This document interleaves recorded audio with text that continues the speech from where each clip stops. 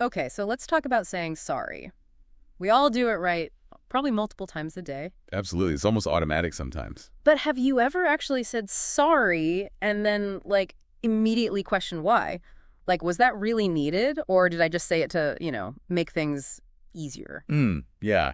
That feeling of, did I mean that? Or Uh-huh. was it just sort of functional? Exactly, because our sources suggest there's often way more going on. It's not always genuine regret. Sometimes it's strategic. Right. And that brings us to the word of the day from our material, apologia. Apologia. Okay, what does that mean in this context? Well, classically, it's a defense, like defending your opinions or your actions. And what's really interesting here is how apologizing can kind of morph into that. So less I messed up and more something else. Precisely. It can be less about admitting fault and much more about making progress, moving things along. Okay, that makes sense. So the material we looked at digs into these different ways. Sorry gets used strategically. What's the first kind of situation they point out? Well, one key scenario is when you apologize just to sort of keep the peace. Hmm. You might only be partially wrong, maybe not even wrong at all, but you say sorry anyway. Right, just to stop an argument from dragging on, maybe? Exactly. The sources have this great term for it, scenic humiliation. Scenic humiliation. Wow, okay. Yeah, it sounds dramatic, but it's basically this idea that you absorb a little bit of blame almost performatively. Like a quick public my bad, even if you don't fully feel it. Just to bypass the conflict quickly. Yeah. It's not about deep remorse. It's about, getting past the friction to focus on the greater task at hand, as the material puts it. Very pragmatic, actually. That really resonates. I can think of times I've probably done that without even realizing it had a name. But okay, the sources go even further, right? What about apologizing when you're definitely not wrong? Yeah, this is where it gets really interesting. Like when the other person just isn't getting what they want, maybe because their expectation was off or something. And you apologize anyway. Why? The thinking here, according to the sources, is basically to let the other person believe what they want to believe. You allow them to save face, maybe? Hmm. So you're kind of disarming them. Sort of, yeah. It's about moving the situation forward without taking their reaction personally.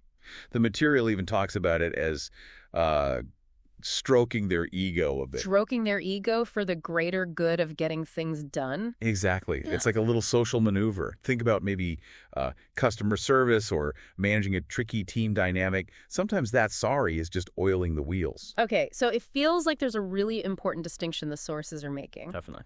There's a genuine apology when you really did mess up and you feel it, and then there are these other uses of sorry, the strategic ones. That's the core of it. Yeah. And the crucial thing is the internal recognition. You apologize sincerely when it's warranted, absolutely. But when it's one of these other situations. Right. When it's not entirely your fault, or maybe not at all, you mentally acknowledge that.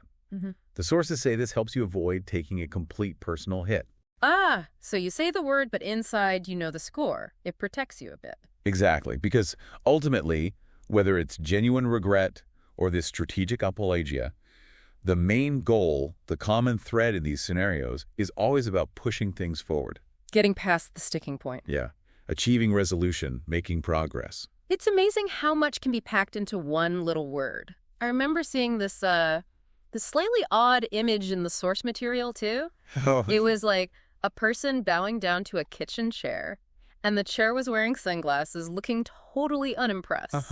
right. I remember that. It just kind of highlights how absurd or, counterintuitive some of these social dances can feel. Even when they work, it's a bit theatrical. It can be. Absolutely. So, wrapping this up then, it's pretty clear apologies aren't always simple admissions of guilt. They can be these really conscious, sometimes quite powerful tools we use. Tools for navigating tricky interactions, yeah. And for making sure things keep moving, even if it feels like a bit of a performance sometimes. Definitely something to think about. Absolutely. And maybe a question for you listening is, thinking about all this, when have you maybe used an apology, more like a strategic apologia? Or perhaps you've seen someone else do it. What was the situation? And what did it actually achieve? It's worth noticing those subtle dynamics in our conversations every day. Yeah. You might see things differently.